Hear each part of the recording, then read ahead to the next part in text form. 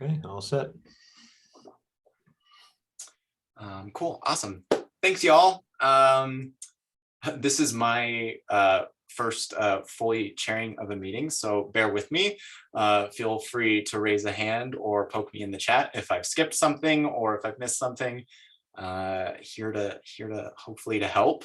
And I don't think we have any members of the public, but for anyone who might be watching the video later, just thanking everyone for being here tonight, panel members, members of the public, everyone. I'd like to start with reading our land acknowledgement. And so we acknowledge the Arapaho, Ute, and Cheyenne tribes, the traditional custodians of the land on which the Police Oversight Panel and Boulder Police Department operate, and pay our respects to their elders past and present.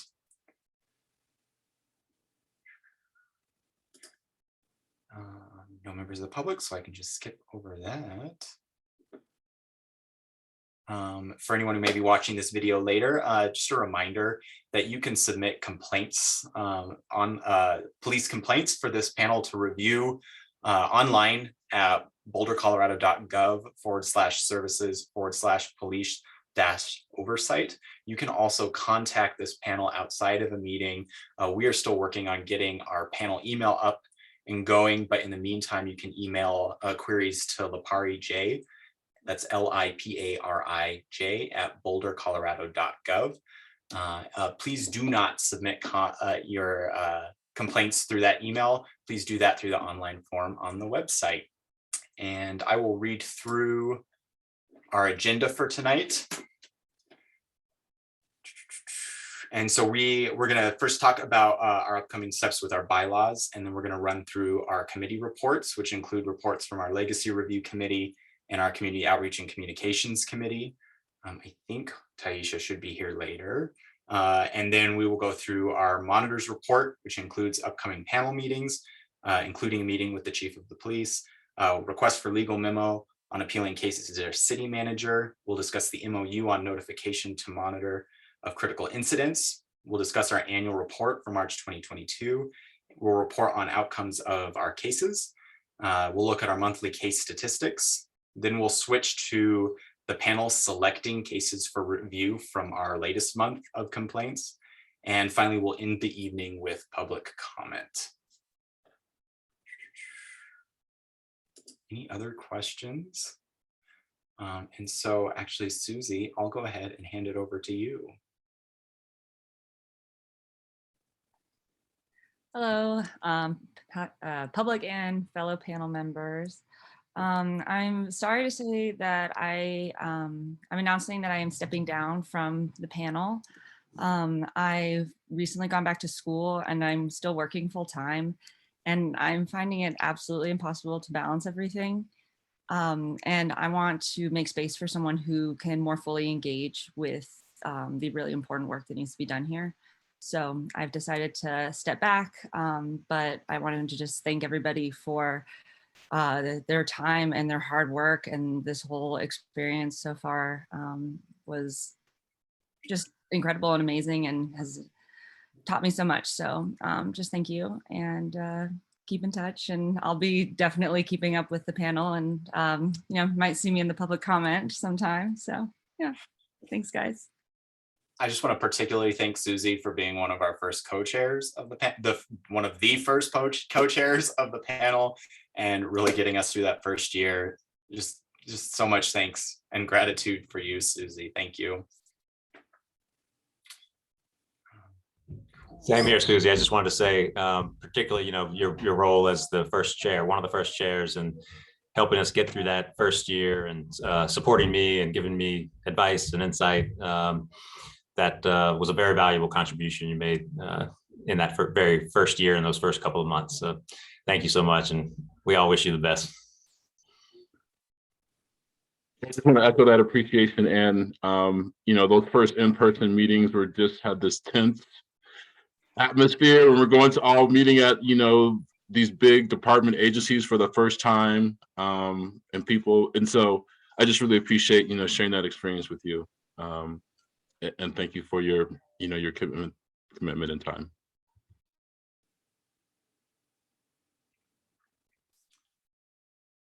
I do want to note we do have a remaining alternate, and so we will be bringing them on board as soon as we can. Elsewise, again, thanks, Susie. So next up on our agenda, we have finally made it through our bylaws draft, including all of our recommendations from legal counsel. And so we are ready for public comment. And so we met last Sunday. For those of you who weren't there, we met, finished the bylaws, and we set out the plans for public comment. And so we can announce that today on the Police Oversight Panel's website. Official public comment will begin tomorrow. We'll be posting the full provisionally approved bylaws to the website, as well as a comment box for written feedback on the bylaws. We will also have instructions on the website if you need a translator to help access those bylaws, or if you need support giving your feedback in a non-written way. We will have both those options available, so we'll have those instructions posted. Panel members, we will also put out a press release tomorrow announcing, yeah, Joey. That's all I was going to say. Yeah, that the press release has been provided to the communications team. They're all set, ready to send it out tomorrow morning. Hopefully that'll drive some traffic to the website. I set it up where the comments from the public will be automatically sent to me and the two co-chairs, Daniel and Ariel. And then so we'll be able to see them in real time and sort of see, are they coming in really heavy at the beginning and then they're tapering off, or they're spiking towards the end of the period. And then once we gather them all, once we receive them all, the co-chairs will share those with the rest of the panel. And you all can decide how you want to deal with those comments. I think if we get a lot of comments, if we don't get a lot of comments, the comment period will cut off on March 2nd. If we don't get a lot of comments, I think by our March 10th meeting, we could be able to approve them. If we get a lot of comments and there are things in there that you all really want to work through, we may not be able to do it at the March meeting. It may have to be the April meeting, but we'll just have to wait and see the volume of the comments that we get. Yeah, and I wanted to note, panel members, I sent you an email earlier in a haze. Our close of finish, we will close the official review on March 2nd, not on February 11th. That was in that email. It'll officially close on March 2nd. And as I said too, though, at that point, we'll transition to, at any point, members of the public can give us feedback on our bylaws by just contacting us through the contact email on the website. And the plan is on March 2nd, I will take all of the comments and assemble them into a document for you all, and for each one of us to review each one of those comments and then cast a virtual vote on whether to consider or dismiss those comments. And we will set up a meeting in advance to be prepared to meet, to do as many of those as possible. And our goal is to have the bylaws approved, done, ready to go by our April meeting, just 1 year after we started them. So I want to thank everyone again for all their work that they put into the bylaws. This was quite a lift. Yeah, Hadassah. Quick question.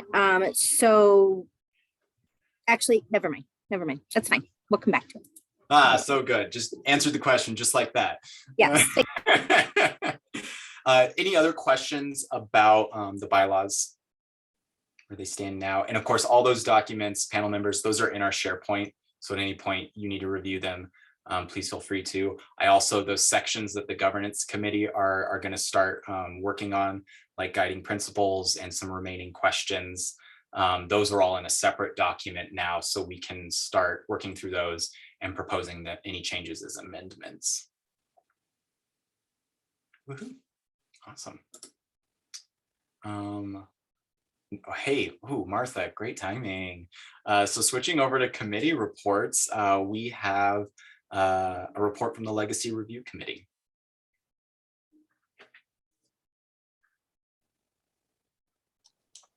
Hi, yes, so there, three members now of the Legacy Review Committee. We did meet briefly to just kind of figure out what we wanted some of the mission, vision, goals would be. And if Hadassah, you could share it, that'd be wonderful. COVID is passing around my house, so if my voice goes in and out, I apologize. But if somebody can get that shared, we'll review it. The one thing we were able to decide on is that I will be the kind of spokesperson for it for that particular meeting. And here is our rough cut that we would like to share with you.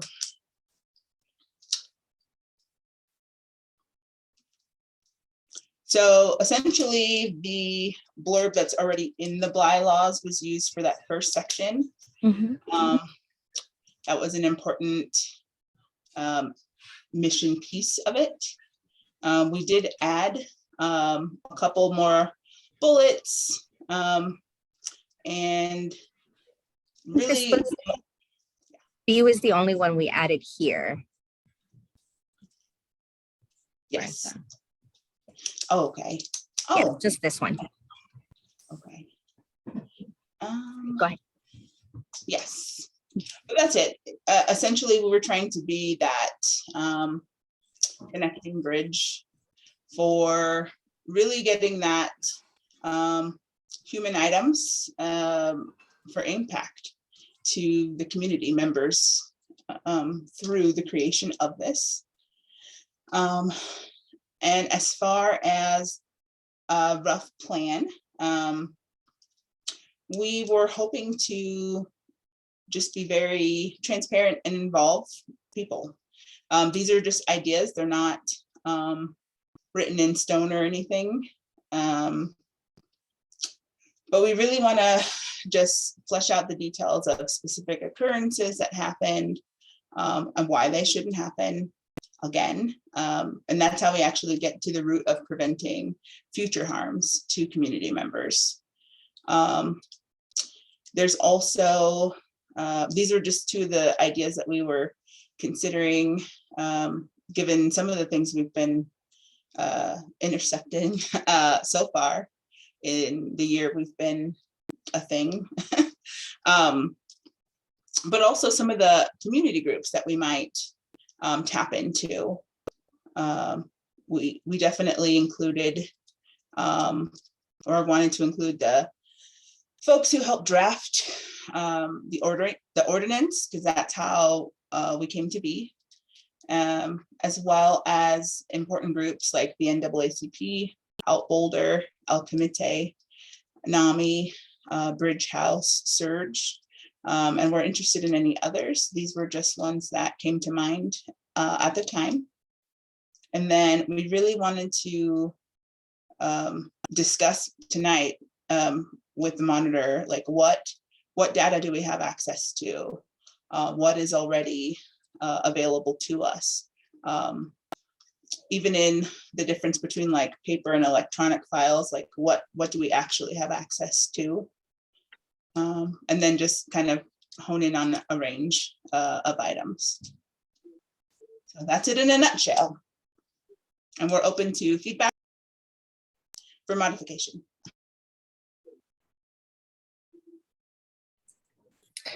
Yeah, and I'd say the only other thing that really came up for us was, so that there were a couple big questions, right? So if we're looking at legacy and how the legacy of like Boulder Police has impacted the community or is continuing to impact the community, first, how, like what information can we get into?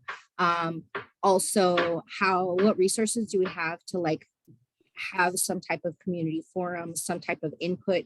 So like, is it another input form that's online? Is it a session that we have? Is it, so kind of what venues do we have for gathering community input? And then also what resources do we have in terms of like trend analysis and and like the heavy lifting of the data analysis of looking at, metadata reports is kind of what we were thinking of, a way to connect the numbers to what people are feeling in the community. And so they can raise up, we would take categories at a time as opposed to specific cases and look at specific trends in reference to those different categories is the idea. And so that's a lot of different moving parts. That's, our communications committee, that's, educational outreach. There's a lot of different pieces. So another important piece that I think will drive is looking at how far back can we go in terms of looking at data. That's going to be, because we're talking about legacy. So at this point in time, it's a bit premature or difficult to say how far we can go back until we look at the exact data that's available. That will drive how far we can look at trends and what has been happening in the community. I wonder if part of that might be approaching the data in buckets of even just like police chief tenure, to kind of to go back 3 police chiefs, 1 police, evaluating what has changed since the start of the first police chief to help kind of frame the big picture. And of course, I mean, the police chief isn't the be all end all of police leadership, but being at the top there, that might help to just help to tell the story, but also to help inform that, like, how far back do we want to look, or how far back do we want to ask for data? But I really appreciate this approach and the big picture data approach, as we are focused in on the complaints of today as the ordinance outlines. I really like this, informing our work with a view on the big picture, what has happened, and looking at all the data points together. I can jump in on the question of sort of what data we have access to at this point. The ordinance says that any data or information that the police department has, the panel and the monitor have access to. So it's sort of a question of you all deciding what topics and issues that you want to know more about, and sort of framing a question around that data. And then what we could probably do is do a preliminary data pool to get a sense of, like Chico said, what data is out there for that particular category of information, or for that question that you're interested in. I can provide that back to you, tell you, hey, we can go this far back. It has this many levels of detail. It'll provide these data points. And then we can kind of structure the more specific research question or evaluation question once we know the specific data that we have access to for that particular question. But, I have direct access to the police department's, like the disciplinary database. It's called IA Pro. So anything dealing with complaints or use of force, I have direct access to that. I can run reports to develop some sometimes just like a preliminary picture of, what the data may tell us just on the sort of top level. And that may tell us, okay, is there a problem there that we want to go more deeply into, or does this data on the top level tell us maybe this isn't a good place to sort of spend our resources? But it can be sort of an evolving process. But the first question is really what do you all want to research? What questions do you all have?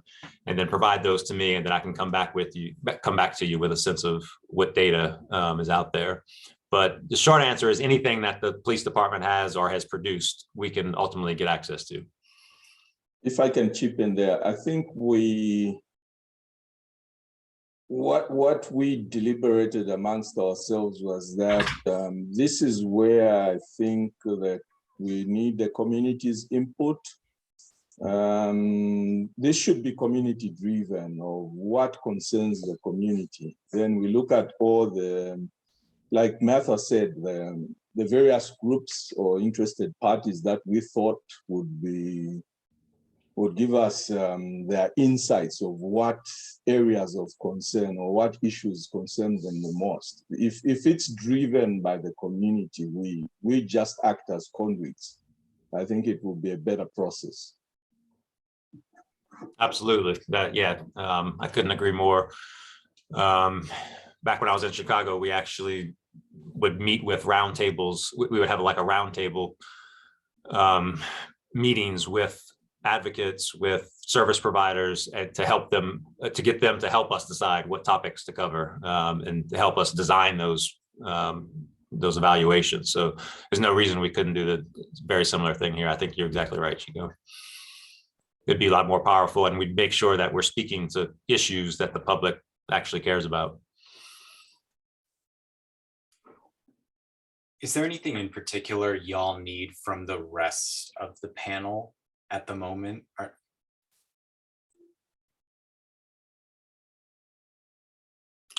Who's that directed to, Daniel? Sorry. Just to Legacy Committee. You know, Gotcha. Is there anything in particular, any action items you would like us to take on in the coming weeks? I think figuring out how we would like to get that community input in terms of which issues we should target first. You know, like I said, do we want to have an online forum? Do we want to have a hotline? You know, what are our options? What do we want to do? I think that's the decision posed before us first. I mean, I wonder if it can be a bit of both, if that's like an ongoing call to action on our website, you know, that, yeah, you can fill out a form and it'll send it to, you know, to the co-chairs and or to Joey or directly to y'all. And then as we start to talk about, I know, Taisha, welcome Taisha, by the way. Hi. I know the Outreach and Education Committee has been meeting as well, and then maybe there's some in tandem work that can happen there to work this into our upcoming meetings with community organizers to say what are the things you'd like us to be researching, and maybe just keep both pathways open. Hello, everyone. I agree with that. Oh, sorry about that, Chico. This is Taisha. Hello, everybody. I would agree with that assessment. I did send around some best practices and case studies and all kinds of different ways that current panels, police oversight panels, work with community, as well as some reports on different ways, the outcomes of ways that people work with communities. And so really right now we are crosswalking all of that and really making sure that we are being mindful of both the immediate needs, but also that ongoing conversation where we are holding up both transparency and accountability. And so in addition to information that they're going to be sharing with us, we also want to know what information do they want to know about this panel on an ongoing basis. And so whether it be quarterly, in addition, we have those quarterly meetings with the chief as well. So how are we communicating about that? So although I appreciate, you know, having an evaluation or those kinds of things, it is our hope that it is included into and over our, you know, that over a larger plan where people see how does this town hall or community forum connect to actual actions. So thank you, and I apologize for not being able to, I was hoping that I could share that community outreach and communications committee, but you know, the competing priorities and just the depth of what needs to happen here has made it more challenging. So really going to be looking for co-chairs and others on the panel. And one of the things we also talked about is how do we engage community members, leaders, and organizations who have expertise in this to help us frame what does community outreach look like at the aggregate. So appreciate your patience as we get the bylaws situated and some of the other foundational work, but know that these are conversations that we do, as Chico indicated, want community guidance and support in, because they have pieces of this puzzle as well. And that's what makes this panel different and hopefully a model for what meaningful, ongoing community engagement and involvement can look like. Thank you. Thank you, Taisha. Yeah. Legacy committee people, any final thoughts, questions, or charges for us to take away? I think one of the first things we should probably do is just make a decision on how many we would take on a year. So that'll be one of the first things I hope people are pondering and considering. And that might be even, I wonder if, to take on one, and we have a year under our belt, if there's something in particular we wanted to take on as kind of a trial run of like how much work goes into this, who we need to collaborate with to make it happen. And then, I think that's to set a goal of the numbers, the number of questions we can answer. And I think it's also something maybe we should discuss in tandem with the report, the annual reporting as well, to put those answers directly into the annual report, because that's our big communications tool. But also to explore other communications tactics. If we answered a solid question, to put a press release out there about it too. And so to make that time to really communicate the answer with our community as well. Another thing we were kind of toying with the idea of is that whenever we have the NAACP meeting, maybe this could be our first an opportunity to do a trial run since we're trying to figure out what this is.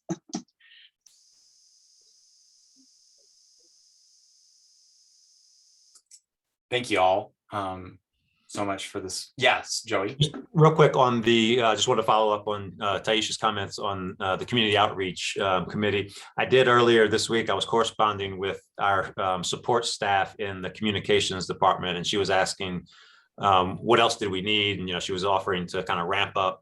And I said, timing is perfect. Our communications committee is just coming together. I think we should actually connect the committee with her. Have a meeting so that the committee can hear from her, like the different resources that the city has, different options for communications, for sort of visual communications, website stuff, brochures, all that kind of stuff. So my thinking is in about, not next week, but the week after, she's on vacation next week, but when she gets back the following week, if we could get something scheduled with the communications and community outreach committee with her. I'll send out emails to arrange that, but I think it could kind of supercharge the outreach committee to get a sense of what resources we have available in the city.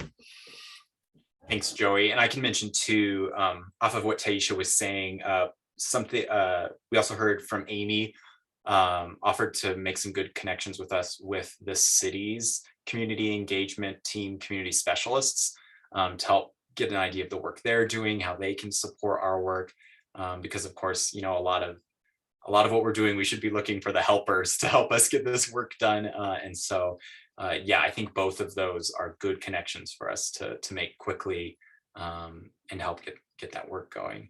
Taisha, I was going to ask if you had anything else for the community outreach and communications committee update, just that part of the agenda. Not at that time. I do think, do we have the email for our panel, the dedicated email for our panel where people can potentially provide any kind of resources or exemplars or recommendations on what they would like to see in a plan, right? We're talking about community input. If that email is up and running, or if there's a sub email that can be made around just communications at panel, I don't know. I don't want to clog up our email, but I certainly do want to use this as an opportunity to invite the knowledge that communities bring, both the experiential knowledge, the academic knowledge, to this development. So that's something I think would be really wonderful. We're also looking for folks that are, just interested in joining our committee as we find out more about the scope of who can serve on the committee outside of the panelists. not that many panelists in a variety of different committees. And I think if there's no other committee that really needs that ongoing community conversation and collaboration, it's certainly community outreach. As I said, I don't have the bandwidth to lead this or chair this on my own, and so really looking for other panelists. I know that others have expressed interest, so want to follow up and see where we can work together. But again, I also wonder if there's an opportunity for a community member to also serve, in a role, and we get more opportunities for them during these development phases. So a lot of opportunities, I think. As the new year begins, I'm also mindful of our meeting schedules, our training schedules, our committee schedules, and so just trying to align efforts as much as possible. So that's all I have at the moment. I'm happy to open up to any other kind of questions that folks may have, or welcome to put it in the chat boxes. We're, really getting that committee up and running, but really inspired by the efforts of the Legacy Committee and hopeful that, we can have more traction and more to share. I was hopeful that we would actually have a draft available for your review, but unfortunately the compilation and meeting schedules weren't aligning. And so, that's where we are right now. Are there any other panelists that could serve as a co-chair of the Communications and Outreach Committee? And happy to talk offline as well, but as I said, I don't have the bandwidth to do this in addition to the other things that I have. So Totally, and that's understandable. Yeah, let's continue that offline, especially because wonderful. We'll have a new alternate. One of our alternates will be coming on with Susie's departure, and so that's a great opportunity too for us to look at our committees and say, yeah, wonderful. Yeah. Wonderful. And Joey, is there an opportunity for maybe an ad hoc member from the communications team at the city council? Or I would imagine there needs to be some communications across offices as well. So happy to talk offline with you about what is the best method for making sure that we've got some alignments with the department and of course our city council. Thank you. Yep. And the communications folks for the city can help us with that. They can kind of find connection points for us with city council. We'll make sure we put that on the agenda with the communication staff when we meet with them. Your other question about, they have a budget. I'm sorry, go ahead. Also, we have a budget. Do we have a budget? Things cost money. Right? Yes. It costs money to do, right, the graphics and posting and all of these things, and making sure the right reporters and our newspapers and local and regional and national have information when we're sharing. I'm certainly hoping that it's not the expectation of this committee, this panel, and that we're going to be doing, some of those administrative supports. And so really hopeful, again, although I know we're getting some compensation, it doesn't even begin to meet the hours that are being put in. So I want to balance that. I see Victor's hand up. All right, was there an answer on, do we have a group email that we can share with the public right now? Yes, so that email has been created. We had decided a couple of months ago after it was created, I think there was some interest the panel had expressed some interest in getting some kind of public relations training before people started using that email. The idea was we were going to try to do that at the retreat, but now the retreat has been continued to be delayed. So that hasn't been great. But so we may want to, if you all still want that training, to do that training before you start using that email with the public, we maybe just want to throw together a quick, it would only be like a 20-30 minute training, I think, just to make sure you're all comfortable with responding to members of the public, but also if you get media inquiries, how to get those, how to handle those. So maybe we should prioritize that, try to get that done with the communications department, like within the next couple of weeks, so that we can actually start using that email. Okay, and in the interim, can they just email you with the subject line? Definitely, yeah. Folder, police oversight panel, resources for community outreach, recommendations for community outreach, and we'll just put them all in a folder. And really, again, that plan should be reflective of what you all are sharing with us. And again, there will be opportunities to review a draft, et cetera, et cetera. Thank you. Definitely. And on the budget question, I did want to share sort of the financial picture with y'all. So we have the whole police oversight operation has about $40,000 in money that is not already sort of assigned for either stipends or salaries. The way the budget is designed right now, the way I had designed it was to keep about 15,000 in sort of a bucket for outside legal counsel in case something ever happened that we needed legal counsel separate from the city for. That the idea is that money would just kind of sit there, not spent, and only get spent if we need it. And then so that would probably we talked about sending folks to the conference, to the NACOL conference at the end of the year. So if the monitor and two panel members were to go to that, that would be about another 10,000. So that puts us at about 25. So, we have about 15,000 or so, I think you could think of for the retreat and for outreach, which could be printing services, it can be digital services, whatever you all come up with. So that's sort of a ballpark figure. But if the committee could maybe come back with like specific ideas and we can put some price tags on those and then develop an actual budget for it. I can jump in here on that, Joey. Yeah, so panel members, so Ariel and I have started having conversations about this. We have not addressed finances yet in our bylaws. Getting the operations was the top priority for the time being. Ariel, Joey, and I need to sit down and talk about big picture with the budget, especially for the coming year. But then I'm also going to take this back to the governance committee, Martha and Hadassah, for us to have a really good conversation about how we want budget decisions to be made as a panel, what we want that process to look like, who we want to have in charge with that.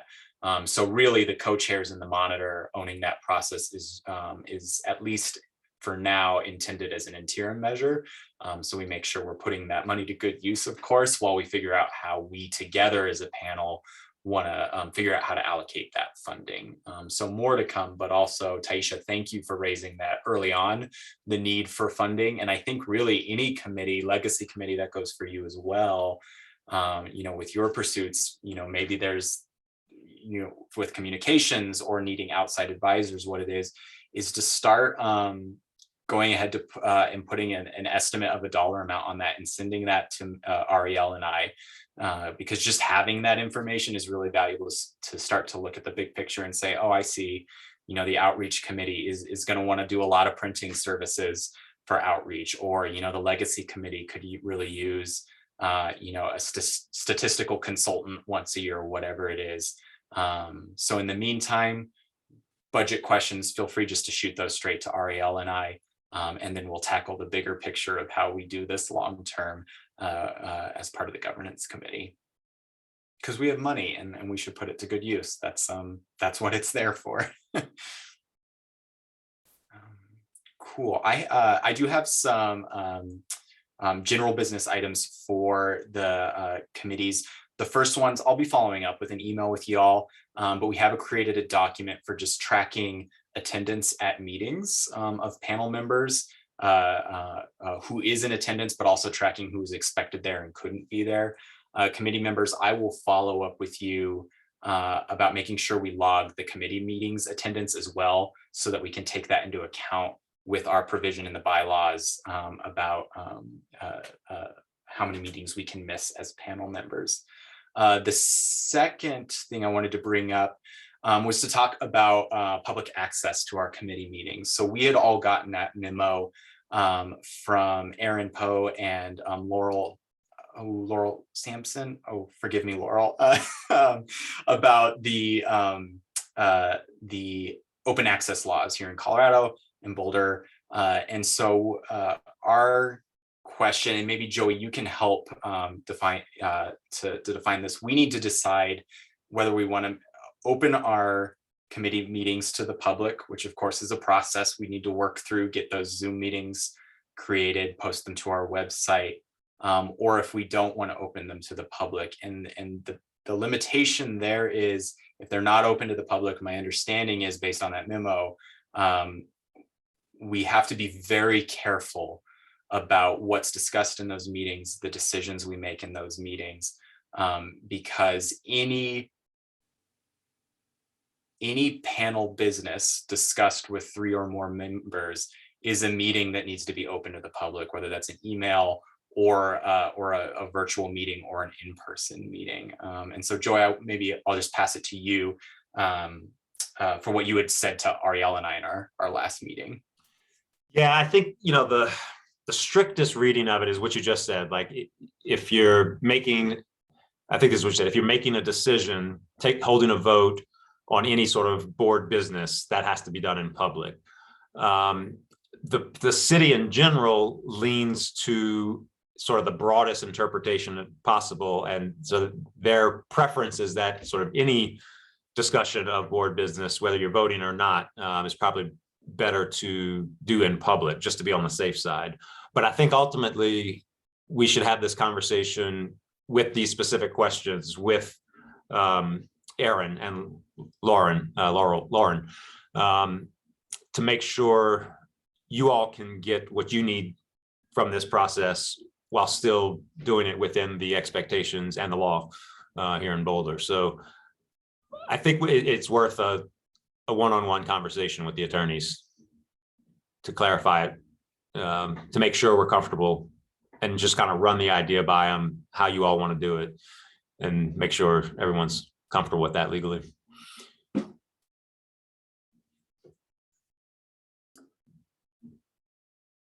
So for moving forward, Joey, it seems like we should play it safe in that until we've had that meeting, committee meetings should be open to the public. I'm inclined to, that memo read pretty clearly to me that the safest thing we could do is have our committee meetings open to the public. And so I wonder if we should proceed in that manner. And perhaps there's future committee meetings where we do decide not to open them to the public for specific reasons and with specific guidance. But I'm someone who always plays it on the safe side when it comes to these, because even the appearance or accusation that we might not be above board is enough to slow down our work to come up the gears in a way that could really distract from the work at hand. Yeah, Taisha, I see your hand up. Thank you. I actually also had a question around, because of the open, and I feel comfortable with the direction that we're talking about. My specific question is, should we also be using the city Zoom account for these meetings since they are public? Like, I just also want to be mindful about using my own private things for public meetings. So I also want to just get that logistical point clarified as well. Sorry, the question was, should you be using your own personal Zoom account? If it's a public meeting, I was just wondering, should we be using the city's Zoom account that we're using for these meetings? Or if it's okay if we're using our personal Zoom accounts? Again, before, since it was a private meeting, I didn't have concerns, but now that it's the public meeting, perhaps we should be using the public software for these meetings. Yes, good point. Thank you for saying that. I did mean to say that. So what you all can do, because since they'll be public, I'll need to post them on the website. So if you can just let me know when you want to schedule that, when you all decide to schedule that, I don't need to clear or approve you all scheduling your meeting. You can schedule it, just let me know. I'll create the Zoom link. We convert it to a tiny URL, then put it up on the website. And then it'll essentially be through my official city Zoom account that we would be using for those meetings.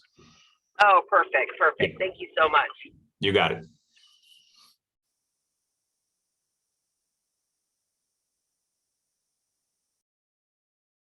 Other comments, feedback, questions about this? Sorry, point of clarification. Do the committee meetings need to be recorded? I think we might as well. Yeah, if we're doing them public, we would just record them just like we do these. Yeah. Okay. Again, and I can do that through my account. No problem. Okay. And then, is it possible to post the recordings on our, going back to transparency and communications, on our panel page? Ask the IT guy about that. I thought that would be a nice thing to be able to do. Currently, the website they cannot do that. It was, the videos are too much. The Zoom, the size of the Okay. files too much for them to put on, but Yeah. they've had that question from other folks, and so they are thinking about how to fix that. Right, maybe a Vimeo channel or a Zoom channel. Awesome. Well, thank you, and we can certainly follow up with the comms and outreach. Yep. Hadassah, I saw you had unmuted. No, okay, sorry, didn't mean to put you on the spot. Any other thoughts about, so yeah, so we should, yes, on the table, we should get a meeting with Aaron and Lauren, thank you, to talk about committee meetings that wouldn't be open to the public. Does anyone have any particular objections to moving forward with our committee meetings open to the public unless we specifically want to make them a private meeting? I just have more of a clarification question. If they're open to the public, does that mean there's public comment at the end of it? No, that is not required. Okay.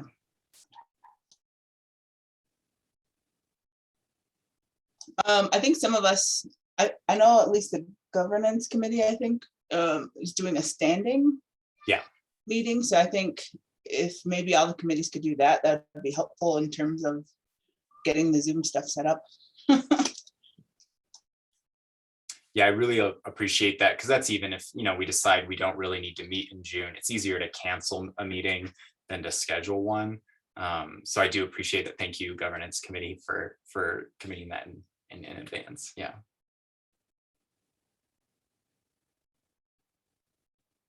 Great. Well, if there's anything else, we'll reach out to Aaron and Lauren. Committees, as you want to schedule meetings, reach out to Joey to set up those public Zooms and get them posted to the website. And of course, if you have any other thoughts, comments, questions, feel free to reach out to me anytime.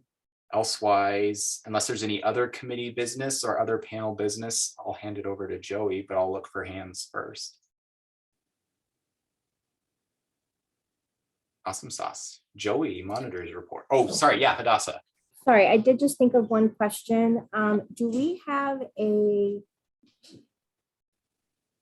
really what standard like meeting template from City of Boulder or anything like that that we want to put together? Do you mean like an agenda template? Yeah. Or There's nothing that's particularly required by the city. Okay. You can follow the basic model of the agenda we use for this meeting. I think that should be fine, but there's no specific format or requirement for it, just as long as it's there for the we can public. develop our own. Yeah. Okay, thank you. Thank you, Hadassah. Any other? Awesome. Great. Joey, monitors report. Thank you. All right, great. I'll try to be efficient here. I got just a couple of quick announcements before I get to the case reviews that the panel completed over the past month. We did have to reschedule the meeting with the chief of police. That is now scheduled for February 23rd.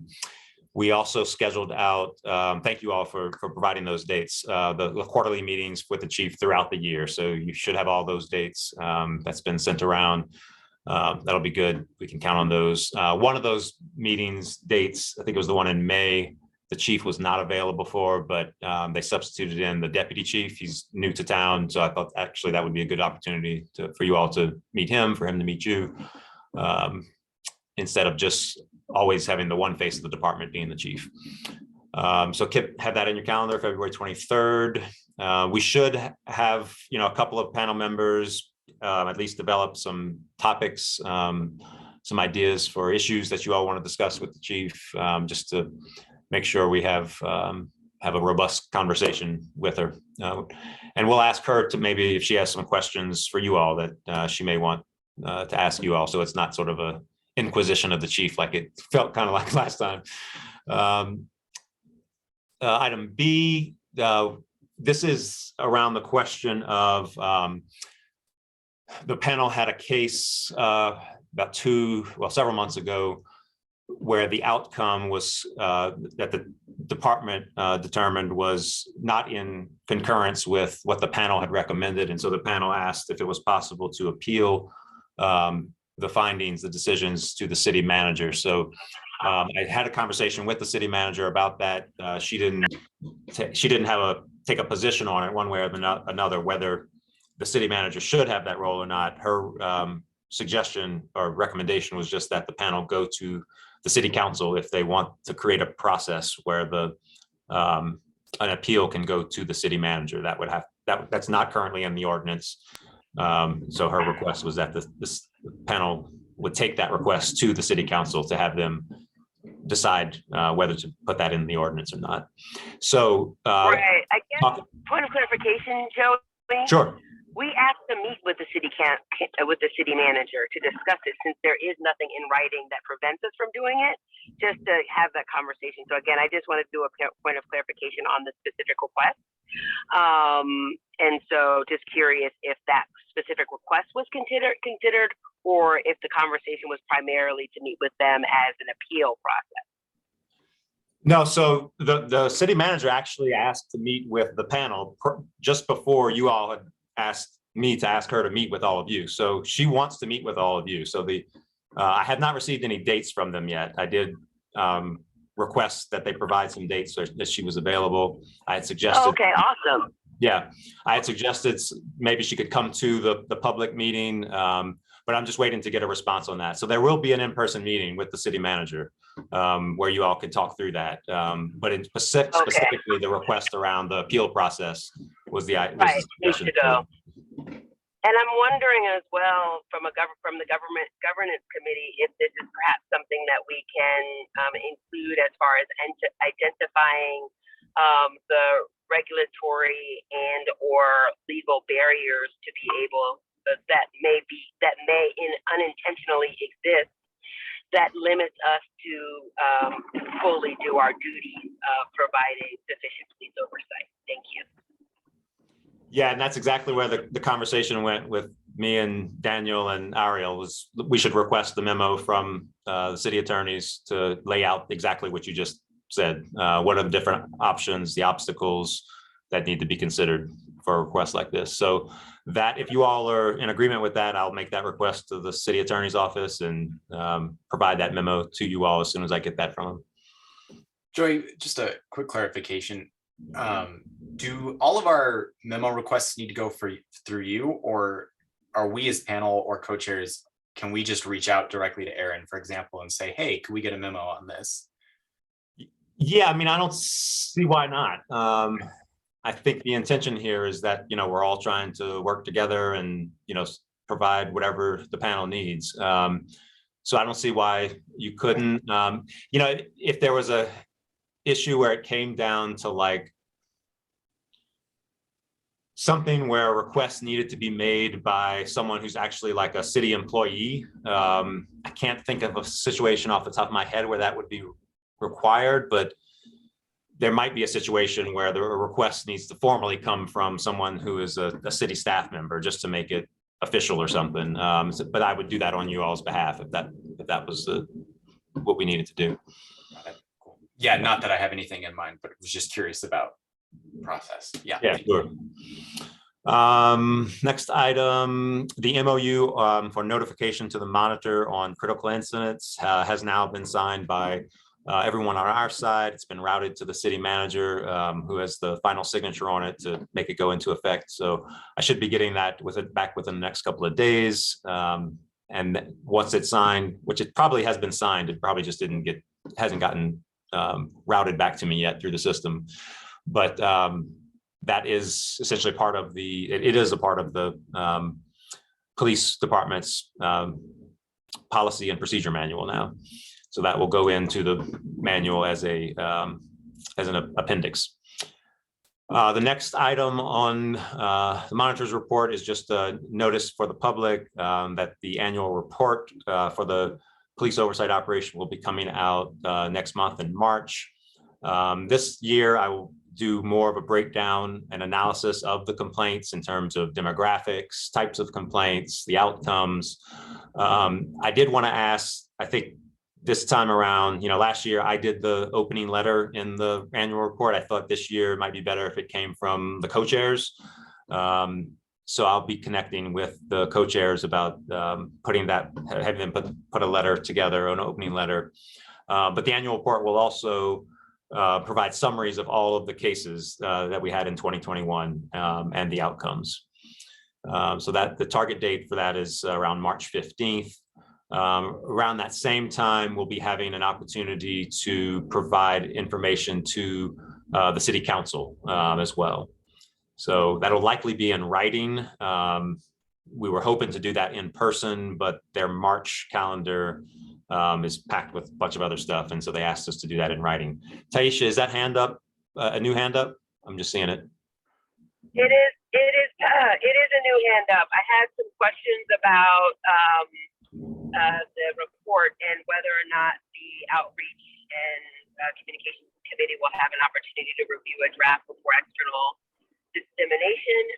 So that's one question. And then the other, I'm wondering if we could use public comments that we have as citizens, as Boulder residents, to be able to provide and again, amplify. This report is not just for city council. This report is also for the community at large. And city council meetings is a really powerful place to be able to do that. So I'm just wondering if we're unable to get on the formal agenda, if it would be possible to leverage public comment to be able to lift this up. But my concern is the outcomes of this report, as the NAACP has accurately identified that there is a need and a request that we agree with, that there is a need to be able to share far and wide what this panel is working on and the outcome that we've been working on. And so, although I appreciate the opportunity to provide it in writing, we all know the power and importance of verbal and oral communication. Thank you, Taisha. And to your first point, yes, we will do it just like last year. I will send out the annual report, the draft of the report, to the entire panel prior to it being finalized and published. Was there a specific question? It was a little hard to hear that second part of what you were saying. Oh, sorry about that. The specific question is, if we cannot get on the formal agenda, can we use public comment as an opportunity to share orally some of the highlights from the report as Boulder residents? Yeah, I think that could be done. The council also has other meetings other than their sort of regular every 2 week meeting. Okay, powerful. Maybe this is something we can negotiate with their comms team. That's what I'm thinking. Yeah, exactly. Yeah, I like that direction. That sounds fantastic. Thank you. Happy to hear from other panelists as well. But again, I think it'll be critical, especially because we actually have things to share around a lot of dynamic information, both as well as the questions that we still have. And so I would hate to have this very powerful initial report buried. Thank you. Well said. Yep. All right. So just the last item here under my report out is the case reviews that the panel conducted in January. So we had 2. I'll just go through what the panel's recommendations were and what the general nature of the cases were. So for MI 2021-047, a complainant had alleged that an officer falsely imprisoned him and fabricated evidence against him. This case goes back to 2018, although it was recently filed as a complaint. So back in 2018, an officer had applied for an arrest warrant for an individual who had allegedly violated a temporary protection order. However, the protection order had not yet been served on the assaulting party. Therefore, the arrest warrant was technically invalid. The assaulting party was arrested on the invalid warrant and lodged in the Denver jail. The panel reviewers sustained the allegation and concluded that the officer did violate department policy, specifically General Order 313-3C, by failing to confirm that the protection order had been served on the person and causing an invalid warrant to be issued. The subject officer is actually no longer a Boulder police officer. He'd retired several years ago. Thus, no discipline could be implemented in this case. However, the panel reviewers recommended that the police department provide a training reminder to all officers on the importance of confirming the service of a protection order before applying for a warrant. The department did sustain the allegation, but again, because the officer was no longer with the department, they couldn't implement actual discipline. but they did issue the training reminder to officers that the panel had recommended. Second case, MI 2021-048. This was an internal complaint that alleged that an officer included language in a police report that did not accurately reflect what witnesses had stated. The panel reviewers concluded that the officer did violate the department's policy on report writing by including language in the report that was not said by the witnesses. The reviewers examined the evidence closely and concluded that the violation did not appear to be malicious nor an intentional effort by the officer to misrepresent the facts of the case as the officer understood them. The reviewers did sustain the allegation and recommended a one-day suspension for the officer. The final determination for this case is still pending, and that will be reported out next month. Lastly, the case statistics for the month of January, we had 3 complaints and 2 community inquiries in January. So far in February, we've had 2 complaints and 2 community inquiries, and there are currently 15 open investigations. That concludes the monitor's report. Thank you, Joey. And I want to follow up with that too. We have 3 slots still open for current reviews that we need filled. And I'll let you know now, please take a look at that. But as our bylaws say, if someone does not sign up for those Zooms, we are going to choose panel members randomly to serve on those. Also, this is a reminder that in accordance with our bylaws, our provisional bylaws, I should say, we each need to be doing at least 1 case review every 3 months. And we all should have done our first case review by now as well. So if you haven't, I will be following up with you directly to make sure you are signed up in this current review cycle. But again, if those slots aren't filled, we're going to pull names out of the hats because we cannot sit on these any longer. We need to get these reviews done. So with that, it is 7:33. Let's go ahead and take our 5-minute break to be human beings. And I will see everyone back here at 7:39. Are back. Thanks, Joey. We are back and we are recording. We do have members of the public with us now. I just want to take a minute, since we didn't have anyone at the top of the meeting, to take a minute to welcome all members of the public. Thank you for being here. Thank you for being engaged in this process. I understand it's not always very exciting, this civic work, as we work through the details of this and that. So thank you for being here, and we will be getting to public comment shortly. So next up on our agenda is our panel selection of case reviews.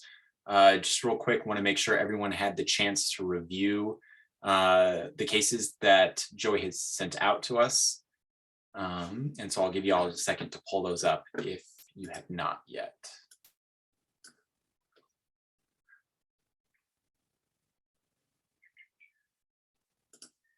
And so jumping right in, I will read out the last 3 numbers of each case as usual, and then we'll just do a show of hands whether or not to consider it or whether or not to review it.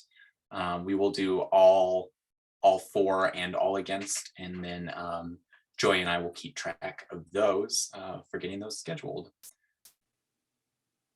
So first up on our list is case 052. I'll just give you a second to refamiliate yourselves.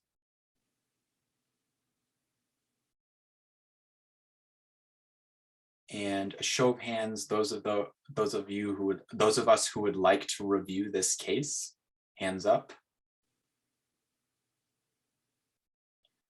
Those against reviewing this case, hands up.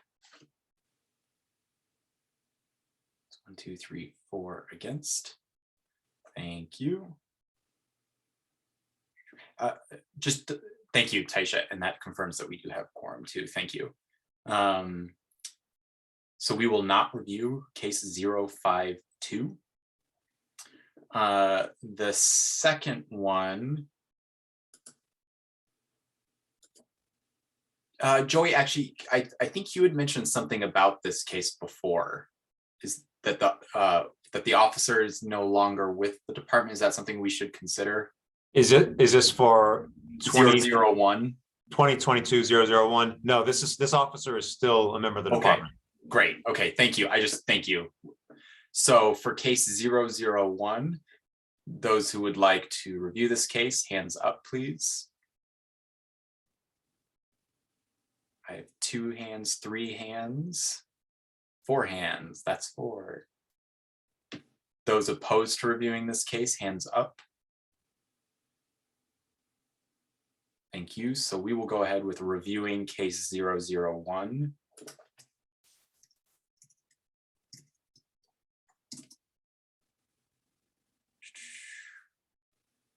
Next up is 002.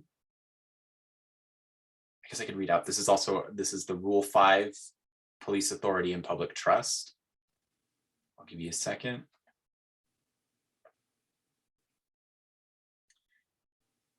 Those who'd like to review this case, hands up. Those against reviewing this case, hands up. 2, 3. Okay, we will not, oh, thanks Sadasa. Thank you, Taisha. We will not review 002. 001, this is the Rule 5 Police Authority and Public Trust again. Give you a second.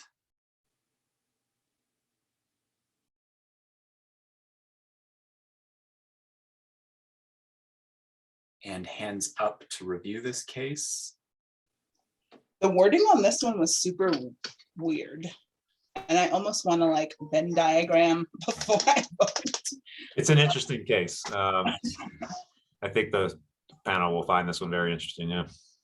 And we will, and those against reviewing, show of hands, just to follow up. Thank you very much. We will go ahead with reviewing 001. Oh, that's funny. So we have to repeat. Yeah, so we'll need to read out the full numbers in the future. Thank you. Yeah, it's just because one of them was, we have a 2-track numbering system for serious misconduct and then misconduct. And so we usually only have a handful of serious misconduct, but we just got one early this year. So we had 2 001s. One is serious misconduct, one's regular misconduct. Got it. I'll make a note. We will read out the full case numbers in the future as well as the allegations. Great. Thank you, Joey. Any other, just a quick check-in, any other panel business, questions, comments, concerns before we turn to public comment? Would it be a pain to just quickly read those now that we've decided? So read the case number and the rules that we decided yay and nay on, just for the public? That's great. That's fabulous. Thank you. So we will review case SM 2022-001. That's a Rule 3 truthfulness allegation. We will review MI 2022-001. That's a Rule 5 Police Authority and Public Trust allegation.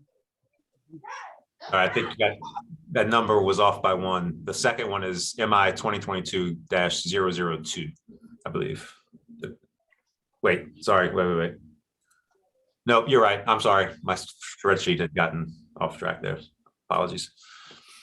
Understood. The spreadsheets get really long really quick. Yeah. All right. Martha, are you saying something? You're on mute.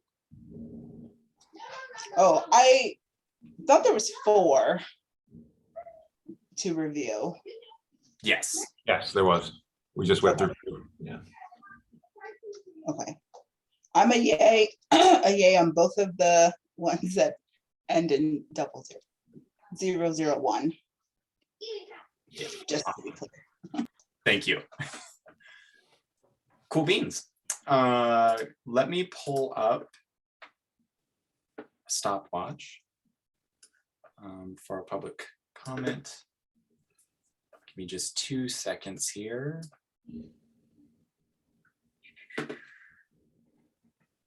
Okay, so for our public comment, just to for those new to this, members of the public will be asked to unmute themselves.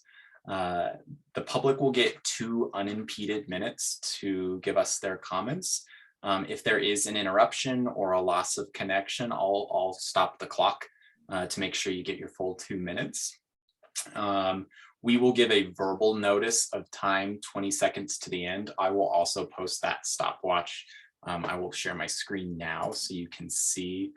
Joy, could I get screen sharing? Yep. Panel members, you may offer short responses at the end of comment. Go ahead and just shoot me a chat if you'd like to, and I'll call on you at the end of the feedback. Thank you, Joey. And tonight's stopwatch is brought to you by Google. Oh, that didn't work. Maybe it's not. There we go.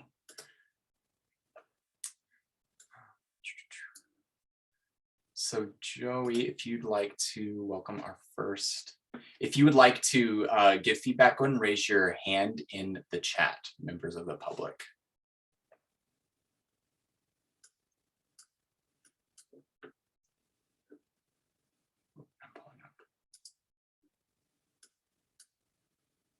Not seeing any hands.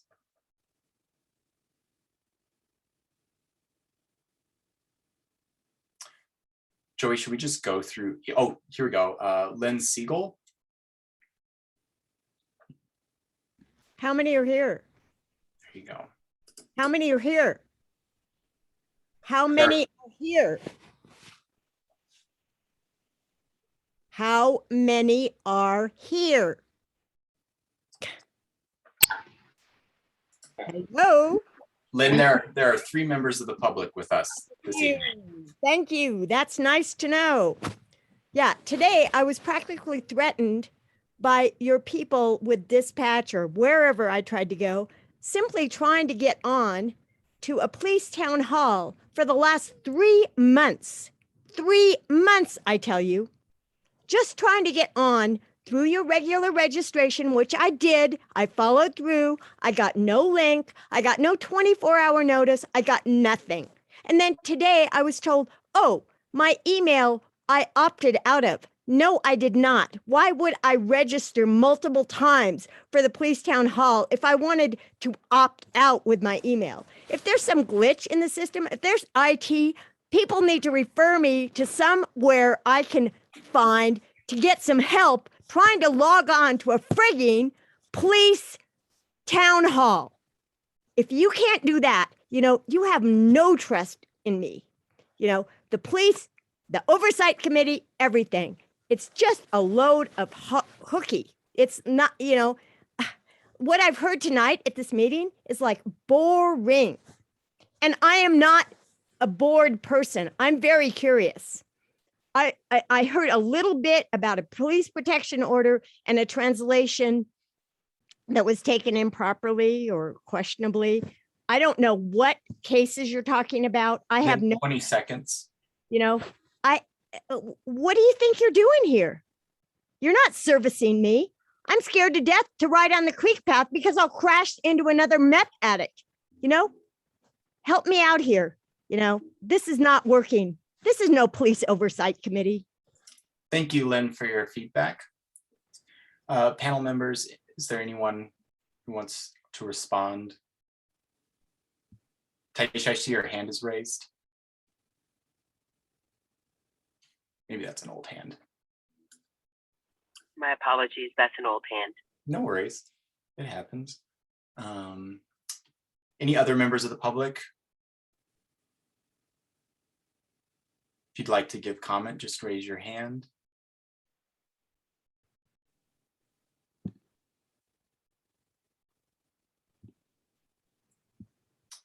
Well, in that case, I think that concludes this evening's meeting. Thank you, members of the public, for being here. Panel members, any final business? Questions? Fantastic. Thank you all so much for being here. I'd just like to end the meeting by recognizing the world is a little bit helter-kelter right now. I recognize how hard it is to be here, to show up, to do this work, and to do it well. And I just really appreciate all of you for doing so. The bylaws were a heck of a lot of work, but everything else we do is a heck of a lot of work too, and it's emotionally difficult. Sometimes it's even professionally difficult. And so I just want to express my deep gratitude for all of you being here. It's pretty special. If there isn't anything else, we'll close out for the evening. Yeah, Victor. Say thanks everyone for your time. Thanks. Thanks, everyone. Thanks, Great. everybody. Have a good good night. one.